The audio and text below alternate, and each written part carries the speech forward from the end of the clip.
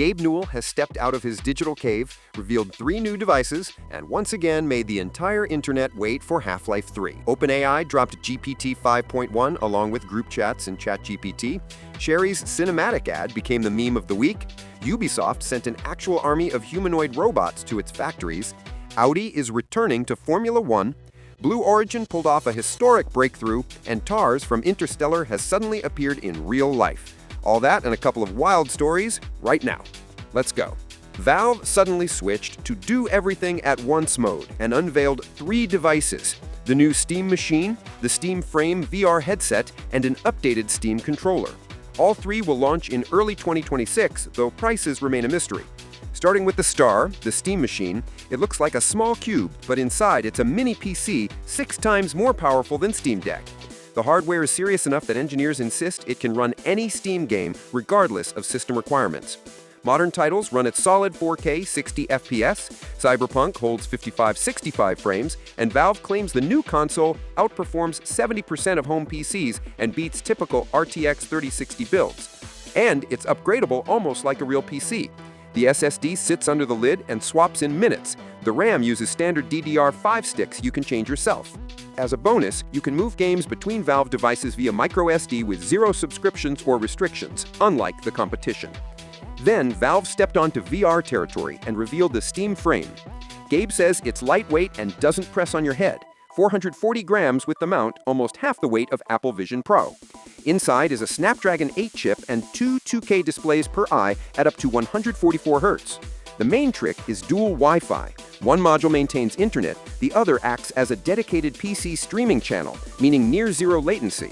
Plus, foveated rendering. The headset tracks your gaze and boosts resolution exactly where you're looking, working in any Steam game. Controllers were updated too. Magnetic sticks, finger tracking, proper ergonomics, and up to 40 hours on a single battery. And to complete the trio, Valve showed the new Steam controller. It looks closer to an Xbox pad, but keeps Valve's trademark features. The key one is precision. The gyroscope works only when you squeeze the grips. Squeeze, you get mouse aim. Release, aiming turns off. A dream for shooters. 2 touchpads like Steam Deck sit on the bottom.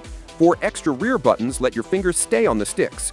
It works through a custom low-latency adapter, supports all Valve hardware and regular PCs, lasts about 35 hours, and the battery is replaceable. And the best part? Gabe announced 3 devices. Yes, he finally proved he can count to 3. And unsurprisingly, while Valve was showing new hardware, the internet exploded with rumors that Half-Life 3 is finally getting announced. And this time, it might actually be real. 3 reliable insiders now hint that the announcement might happen literally within the next few weeks. Tyler McVicker, the same guy who predicted Deadlock and Half-Life Alyx, said that if Valve ever shows the threequel, it has to be right now, in this exact window. Tom Henderson added that the big game is scheduled to launch around the same time as the Steam Machine, meaning roughly March. And Valve's main insider, GPT Fever, confirmed that the announcement is still planned for this year. After decades of memes about Valve not being able to count to 3, the situation looks so believable that even the most hardened skeptics are nervously refreshing Steam. We can only hope that Gabe at least set the Half-Life 3 timer before going off to enjoy his new 111-meter yacht worth $400 million. On board, he has a gaming hall with 15 PCs, 2 racing simulators, a dining area for 54 people, a basketball court, and a full-size gym. Hopefully, somewhere between the treadmill and the steering wheels, he's testing the very game we all want. Maybe that yacht will be exactly where he gathers the whole team to finally count to 3. Meanwhile, OpenAI once again switched into new update everyday mode. First, they added group chats to ChatGPT. Now you can talk with friends or collaborate with your team while the AI follows the conversation, gives hints, and generates material on the fly.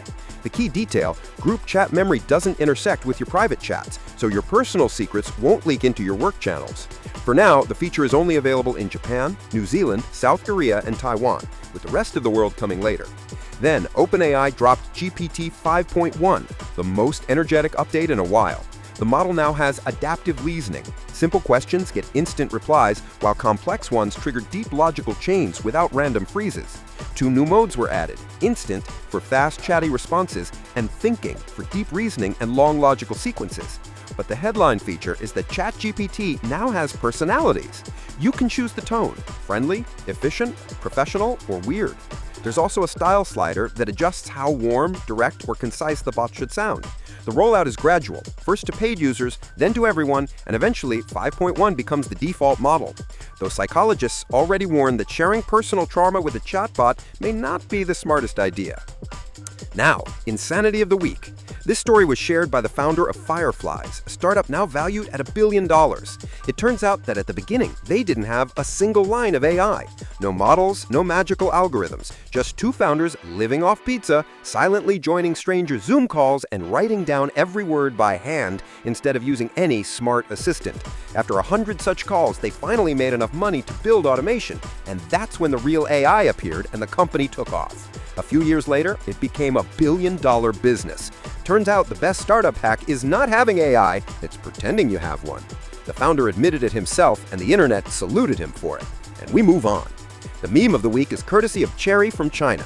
The automaker filmed an epic ad where their new crossover climbs the famous Stairway to Heaven on Tuanman Mountain, 999 steps and nearly 300 meters upward.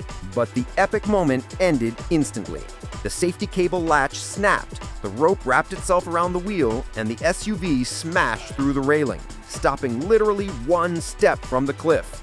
Cherry has already issued an official apology for damaging the historical site and promised to pay for the full restoration. Meanwhile, out of nowhere, China's Ubtech rolled out an actual army of humanoid robots for factories. And these aren't concepts or test units. This is the world's first real mass shipment of industrial humanoids. Over 100 robots have already been deployed to BYD, Volkswagen, Dongfeng, and Foxconn, where they will assemble cars and electronics. The main trick is full autonomy. The robots don't need charging brakes. They simply pull out a depleted battery, plug in a fresh one, and keep working.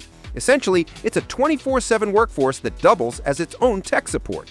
The company announced production only a month ago, yet already prepared a full batch for multi-shift deployment.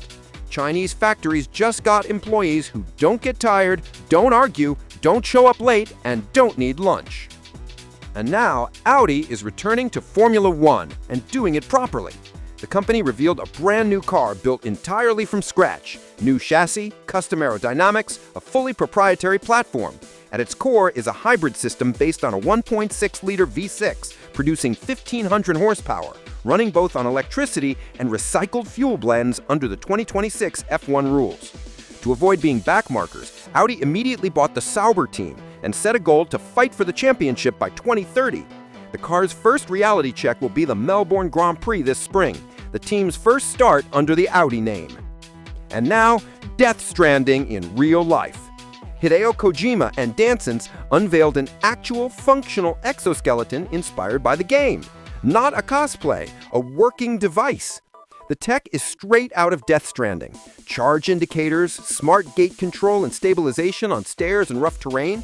The exoskeleton analyzes movement, adapts support to the environment, and increases walking range several times over.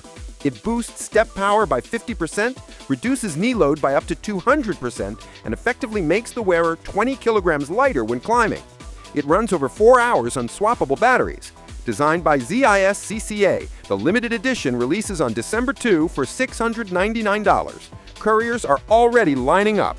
Finally, Kojima's simulator has become a real-life training manual. And cinema is catching up too. An engineer has built a functioning robot TARS from Interstellar. Yes, the big rectangular machine that walked and transformed into a wheel. Aditya Sheripata created a working TARS 3D prototype, and it truly supports both modes. The robot is built from 4 telescoping segments that form an X-shaped gate with end plates acting as legs or wheel supports depending on the mode. What you get is essentially an 8-spoke wheel without a rim. And the funniest part is that this shape wasn't an artistic fantasy. It turned out to be a deliberate engineering solution. The rectangular body and telescopic legs provide high stability, simplify manufacturing, and let the robot switch between 2 fundamentally different movement modes, walking and rolling. For now, the prototype is tiny, just 25 centimeters tall, under 1 kilogram in weight, 3D printed, and tethered with wires. The robot has 7 degrees of freedom, and its locomotion was trained through deep reinforcement learning. The project has already become a finalist for the Mike Stellman Award at the IEEE Humanoids Conference, basically the Olympics of robotics. And the Black Mirror jokes stop sounding like Suitki. startup TWICY launched an app that brings deceased relatives back as AI avatars. Upload a photo and a voice sample, and a digital grandmother reads bedtime stories to a grandchild she never met in life. The promo was so unsettling, the users are demanding the service be shut down. If my subscription expires, will they delete my parents from the servers? People ask. The internet immediately recalled the Be Right Back episode, where an AI gradually replaces a real person. Most viewers want this tech banned, saying it will only make grief and letting go even harder. Meanwhile, SpaceX's monopoly finally cracked. The world officially got its second heavy, reusable rocket. Blue Origin successfully launched New Glenn and returned the first stage back to Earth.